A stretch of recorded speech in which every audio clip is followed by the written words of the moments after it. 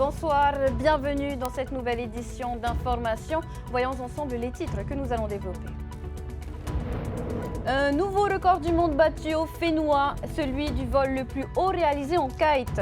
Et c'est le sportif bien connu dans la discipline, Antoine Fermont, qui l'a décroché cet après-midi sur la côte est de Tahiti. Du côté de Rayatea, nouveau préavis de grève déposé à l'hôpital de Uturoa. Un épisode qui met à nouveau la lumière sur les conditions de travail dénoncées par le personnel soignant. Fin de la campagne médiatique pour les candidats aux législatives ce mercredi sur TNTV. Nous vous proposerons ce soir les derniers reportages réalisés sur le terrain, suivis des dernières interviews sur notre plateau. Deux invités ce soir, Teva Hitua Borde, suppléant de Steve Chailloux dans la 2e circonscription, puis Pascal Haïti-Floss pour Amui-Tatou dans la 3e circonscription.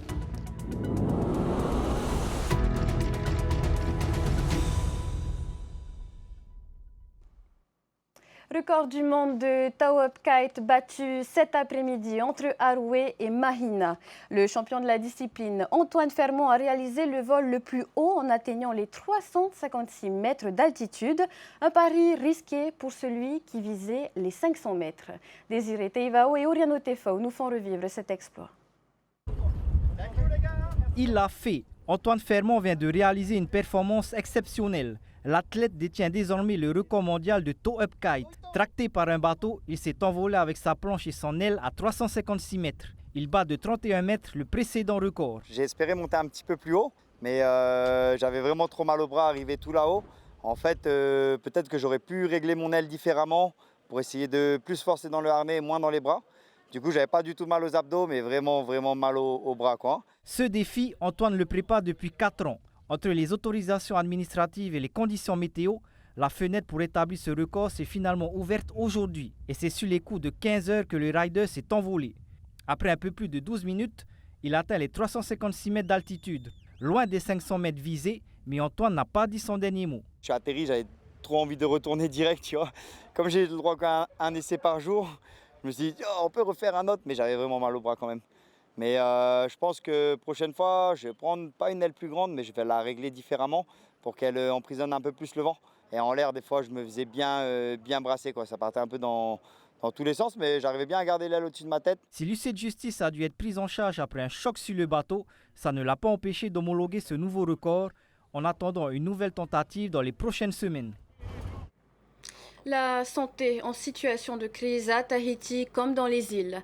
À Rayatea, nouvelle menace de grève à l'hôpital de Uturoa. Malgré plusieurs pourparlers avec les autorités, la situation hospitalière ne s'est pas améliorée. Le blocage pourrait être effectif à compter de lundi. Les explications de Ronnie Moufat. Manque de personnel hospitalier, des heures supplémentaires non payées, du personnel fatigué par des tours de garde à répétition. Ce n'est pas la première fois que les praticiens de l'hôpital d'Uturoa dénoncent une telle situation, mais là, le personnel est à bout et dit stop.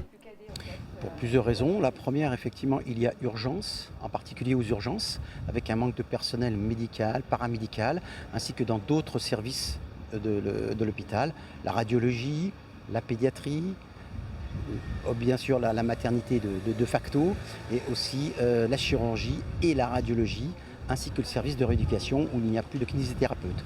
L'équipe médicale craint surtout que cette situation mette en péril la qualité des soins et n'engendre d'autres problèmes. Alors c'est beaucoup de fatigue, ce qui explique effectivement la fuite du personnel, mais qui touche tout le monde, qui touche les infirmières, qui touche les médecins.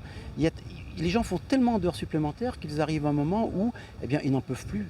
Donc là, on a la démission, 2 départs en disponibilité. Voilà, les gens s'en vont. Ou les gens ne renouvellent pas leur contrat.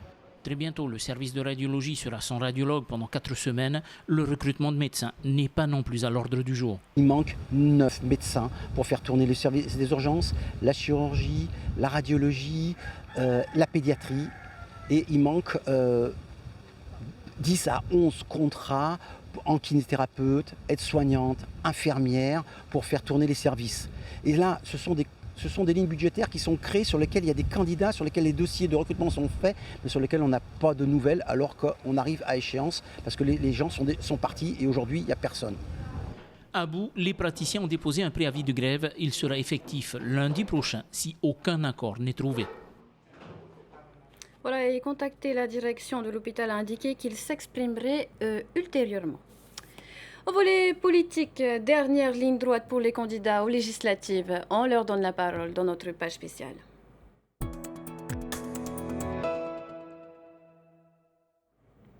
Cette campagne de l'entre-deux tours est très courte, tout juste 5 jours pour convaincre les électeurs. Pour les candidats, cette campagne express se joue principalement dans les médias. Clips, journaux télévisés et débats rythment leur journée. Laure Philibert a suivi Nicole Sanker dans sa préparation. Reportage. Elles n'ont que quelques jours pour mobiliser les électeurs. Les équipes de campagne sont très organisées. Au QG de Ahirea Polinetia, pendant que certains militent dans les communes, les cadres débriefent sur les rendez-vous politiques des différents médias. Il y a des gens qui se mobilisent effectivement, qui accompagnent la candidate dans les différentes communes. C'est important ce travail de terrain. Après, il y a aussi toute la partie programme, les débats. L'équipe technique qui est ici assiste la candidate aussi pour expliquer la démarche des autonomistes, expliquer un peu cette union qui s'est faite. Rien que mardi, la candidate Amoui Tatou a dû préparer 3 grandes interviews dans plusieurs chaînes du Fénois. Mais les journées ne font que 24 heures. Elle peut compter sur ses soutiens pour se préparer. Dès le matin et jusque tard le soir, les piliers des différents partis autonomistes l'accompagnent pour ajuster son discours. D'avoir plusieurs personnes qui nous conseillent, ça apporte une certaine richesse au débat. Il y a des thèmes où on est très à l'aise, où tout est déjà dit, mais il y a des thèmes où oui, on a besoin de concerter. Ça n'est pas un référendum. On ne vote pas pour ou contre l'indépendance, mais ça se passe dans un cas, dans un processus dans lequel on a vu les députés porter la parole des indépendantistes davantage que la parole de la Polynésie. Et donc il faut absolument qu'il y ait ce rééquilibrage. Ce mercredi, la campagne médiatique se termine sur TNTV. Les candidats, eux, ont jusqu'à demain pour convaincre les inscrits sur les listes d'aller voter samedi. On enchaîne en plateau avec le suppléant de Steve Chayou, candidat du Tavini Huiratira dans la 2e circonscription. Tevahitoa à bord, bonsoir. Bonsoir Athéna, bonsoir à tous les téléspectateurs. Alors avant de parler de vous, pour rebondir sur le sujet que l'on vient de voir, sur l'adversaire de votre candidat, il y a tout un travail à faire pour maîtriser son image publique, adapter son discours aux téléspectateurs, mais aussi à ses adversaires. C'est un exercice auquel se plient tous les candidats, y compris les suppléants. Vous, comment vous êtes-vous préparé ? Oui, exactement. Alors ça a été une campagne très courte. Les conditions de cette campagne ont fait qu'on a dû s'adapter et privilégier les réseaux sociaux plutôt que les meetings comme ça se fait classiquement dans une campagne électorale. Voilà. Et en termes de communication, pensez-vous qu'il y ait eu des loupés au sein du Tavini Huiratira ? Non, pas des loupés, mais bien sûr, on peut toujours faire mieux. Voilà. Lors de cette campagne sur les différents plateaux, les deux candidats en lice dans la 2e circonscription tombaient souvent d'accord. Qu'est-ce qui les distingue concrètement ? Qu'est-ce qui distingue Nicole Sanker de Steve Chayou. Ils sont souvent d'accord sur les plateaux télévisés. Eh bien, ce qui distingue Nicole Sanker et Steve Chayou, c'est que tout simplement, voilà, l'idéologie n'est pas la même. L'idéologie n'est pas la même et la volonté n'est pas tout simplement pas la même. Vous-même, c'est votre premier plateau télévisé en tant que suppléant, jeune suppléant, puisque vous avez 25 ans. La communication, on vient de le dire, est majeure dans une campagne électorale. Vous maîtrisez le français, le tahitien et même l'anglais. C'est en partie pour cela que vous avez été désigné suppléant ? Oui, en partie pour ça, mais surtout parce que, comment dire, je suis tout d'abord un militant du Tavini Huiratira. J'ai commencé comme ça et je pense aussi que mon affinité aussi avec les questions de langue et d'identité ont fait que Steve Chayou a bien voulu porter son choix sur moi, entre autres. Voilà. Justement, est-ce que vous pouvez nous en dire davantage sur votre engagement au sein du Tavini Huiratira ? Oui, bien sûr. Alors, d'un point de vue familial, c'est vrai que je suis issu d'une famille indépendantiste, mais j'ai une trajectoire également qui a fait que ce background familial finalement coïncide avec mes convictions propres. J'ai été membre de plusieurs associations dans le domaine de la culture du pays Et j'ai également fait une licence de Rio Maori et je suis également dans un... Non, je n'ai pas terminé mon master d'anthropologie, mais c'est quelque chose que je travaille dessus. Et pourquoi s'engager en politique? Pourquoi s'engager en politique? Bien parce que je pense d'abord, il y a l'amour de son pays, l'amour de son peuple. Et je pense qu'arriver à un certain stade dans la vie de quelqu'un, dans la vie de quelqu'un qui veut faire changer les choses, je pense que le domaine de la politique s'impose tout naturellement, je pense. Et c'est un domaine qui ne vous effraie pas trop? Si, c'est effrayant de vous parler devant les Polynésiens comme ça. Si, c'est toujours un exercice auquel on n'est pas habitué. Mais après, on met peut-être la peur de côté, on prend son courage à deux mains et on va. Durant cette campagne, on vous a beaucoup vu sur le terrain. Que ressortir des échanges que vous avez eus avec la population? Les échanges avec la population, c'est vrai que la plupart du temps, les gens ne savent pas vraiment ce qu'est le rôle du député. Donc, on a on a ce travail de pédagogie avec eux. On essaye d'expliquer quelles sont les compétences pour ne pas mélanger en fait ce qui appartient au pays de fer et ce qui appartient au rôle du député. Donc, par exemple, la population nous parle des questions de logement, des questions de maladies également avec le carnet rouge. Beaucoup de sujets, oui. Vous êtes également parti chercher les abstentionnistes, ceux qui ne sont pas venus voter au premier tour? Oui. Alors c'est vrai que ça, c'est un peu une coutume du Tavini Huiraatira de ne pas venir voter au premier tour. Mais j'ai confiance avec le travail que nous faisons sur le terrain. J'ai confiance en le fait que les gens vont venir voter au deuxième tour. Il nous reste quelques secondes. Si vous avez un message à adresser aux téléspectateurs qui nous regardent ce soir, c'est le moment. Bien, bonsoir à tous. Il y a 2 ans, vous avez fait le choix d'emmener 3 députés du Tavini Huiraatira à l'Assemblée nationale. Ce choix a été violé. Cette décision a été violée par le président de la République. Aujourd'hui, vous avez encore ce choix entre vos mains. Et vous avez également un jeune suppléant. Donc, c'est dire que le Tavini Huiraatira met en avant la jeunesse. Et voilà. Merci Teva Hitua Borde pour ces éléments de réponse. Merci. Et dans la 3e circonscription, la candidate du Tavini Huiraatira est arrivée en tête au premier tour avec une courte avance de 477 voix. La députée sortante, Meriana Redarbelo, continue de mobiliser sur un thème qui compte beaucoup pour les Polynésiens, le fait nucléaire. Esther Paracordet l'a suivi, regardez. Elle est venue seule se recueillir devant le mémorium en ce mardi de commémoration du premier essai nucléaire en Polynésie. Dans le silence, Meriana Redarbelo rend hommage aux fervents défenseurs des victimes du nucléaire. C'est important d'être ici parce que nous avons 3 Ounous en mémoire de Roland Oldham, de John Doom et de Bruno Barrio, qui sont quand même les 3 Métouas qui se sont occupés du fait nucléaire, de traiter ce sujet. Nous devons continuer leur travail. Madame la Présidente, Mesdames et Messieurs les ministres. À 4 jours du scrutin, la députée sortante compte retrouver son siège au Palais Bourbon pour relancer la commission d'enquête parlementaire sur les expérimentations nucléaires dont elle est à l'origine. Malgré les nombreuses investigations et les ouvrages parus sur le sujet, pour Meriana Redarbelo, tout n'a pas été écrit. Ce travail a été commencé et il doit être poursuivi pour la simple et bonne raison que les faits historiques ne sont pas complets. On ne sait pas tout. Il y a encore beaucoup de documents classifiés qui doivent être déclassifiés. Et donc pour faire la lumière sur notre histoire, s'il nous reste des blancs, on ne peut pas avancer. Autre sujet qui tient à cœur à la candidate du Tavini, l'indépendance de la Polynésie. En ce qui concerne l'indépendance, ni moi, ni personne ne décidera à votre place. Seule la population décidera pour l'indépendance. Donc pas de crainte. Je veux rassurer les électeurs et les électrices. Et j'appelle aussi tous les abstentionnistes à aller voter samedi 6 juillet. Madame Red Albelo Miriana avec... La députée sortante se retrouve au coude à coude avec Pascal Haïti-Floss. Le ton est compté pour mobiliser les 39 000 électeurs qui n'ont pas mis les pieds dans les bureaux de vote de Faaa, Punavia et des Issou-le-Vent au premier tour.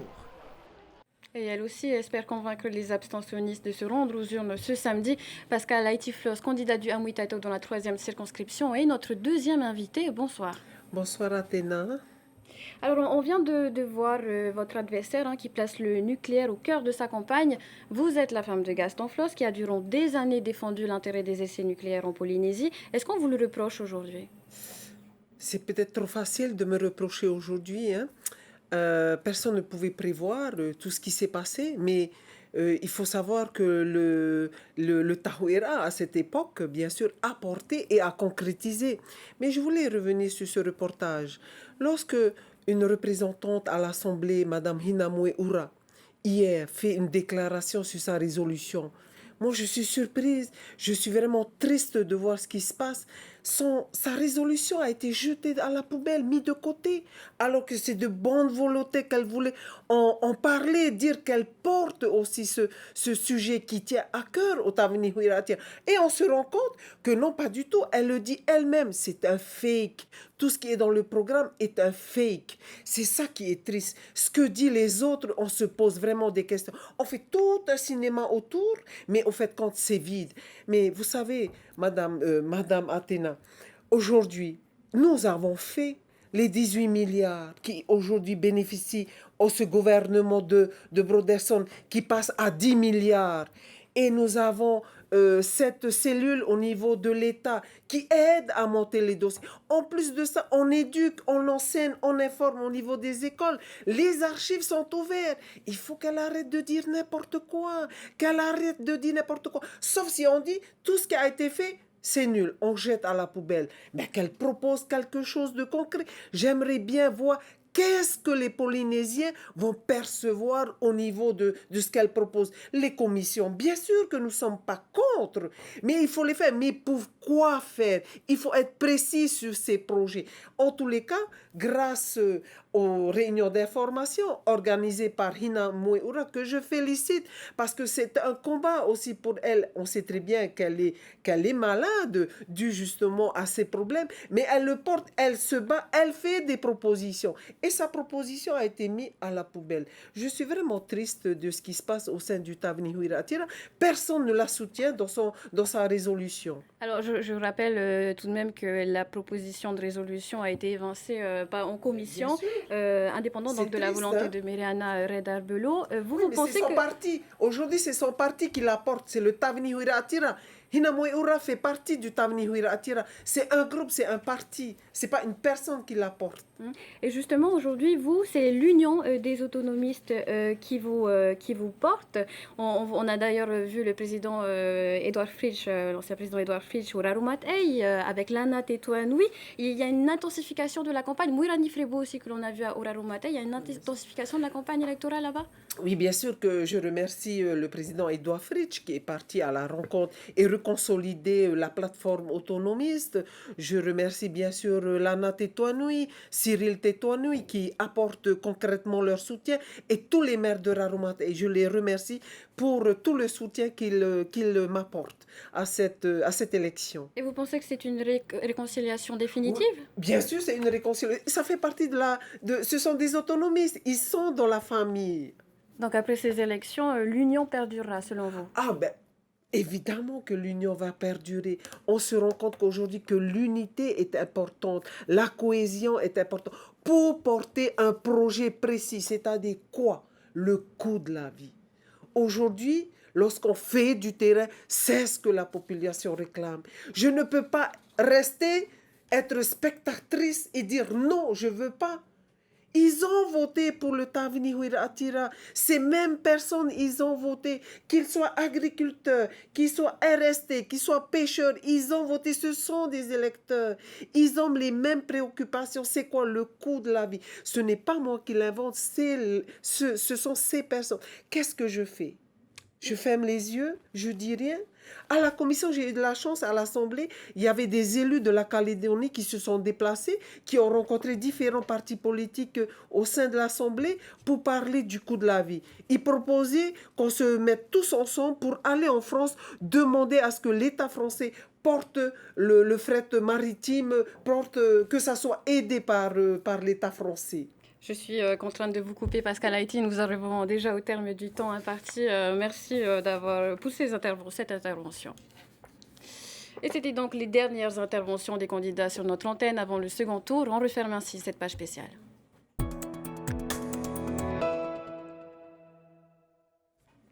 Un mot de culture avant de se quitter. J-1 avant le lancement du Heiva et Tahiti. À Mahina, le groupe de danse Ta'ai mené par Hono Urapani se prépare à fouler la scène de Toata pour la première fois en catégorie Huratau, le résultat de plusieurs années de réflexion. Meriteato nous en dit plus. L'auteur du groupe Ta'ai, Hitiura Mervin, s'est plongé dans la recherche des différents aspects du Taura, le protecteur familial des Polynésiens.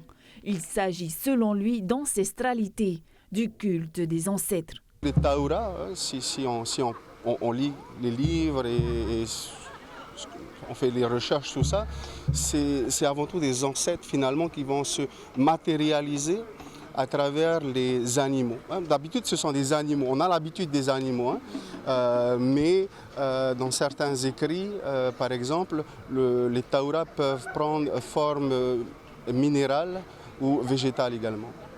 5 ans, c'est le temps qu'il aura fallu pour mûrir ce projet de groupe Ta'ai. Il est composé de membres issus des différentes troupes de quartier qui participent régulièrement au Heiva Mahina. Ta'ai représente fièrement sa commune cette année. Pour Hono Urapani, devenir le chef du groupe a été un rôle difficile au début. Lorsque j'ai réalisé que j'étais chef de troupe, j'ai eu du mal. Parce que y a beaucoup de personnes âgées aussi qui travaillent avec moi. Après 2-3 mois à travailler ensemble, je pense qu'après on s'y fait en fait, parce qu'on a tellement envie que son spectacle soit beau qu'au final tu deviens un vrai chef. C'est-à-dire que tu commences soit à taper un peu sur la table et puis à mettre les points sur les i, on va dire. Dès son inscription au Heiva, le groupe a reçu 300 candidatures. Un engouement qui a totalement surpris Hono Ura. 80 filles et 40 garçons ont été finalement retenus pour respecter les critères imposés par le jury. C'est vraiment la première fois, du coup je ne sais pas quand on est prêt ou quand on n'est pas prêt. Tout ce que je peux dire, c'est qu'on avance très bien, ça se passe très bien. Bien sûr, dans tous les groupes, il y a des petits PAPA, des hauts et des bas. Mais au final, on arrive toujours à trouver des solutions, une entente avec tout le monde. Donc je dirais que ça se passe très bien. Ta'ai ouvre la deuxième soirée de spectacle du Heiva Tahiti 2024. Place ensuite au groupe Nun Arurutu et à Tamar Imahinararumatei en catégorie chant. Heikura Nui clôturera la soirée en catégorie Huratau. Voilà, c'est la fin de ce journal. Merci de votre fidélité. À suivre sur TNTV, le documentaire Atia et Atia Touri, avoir confiance en l'avenir. Puis retrouvez un peu plus tard votre série Brigade Anonyme. Demain, à partir de 18h, suivez en direct sur notre page Facebook la cérémonie d'ouverture du Heiva et Tahiti. Et dans votre journal télévisé, vous retrouverez David Sanbenet à cette même place. Quant à nous, on se dit à bientôt. Très belle soirée à tous. Retrouvez ce journal en replay sur notre site internet et notre application mobile TNTV.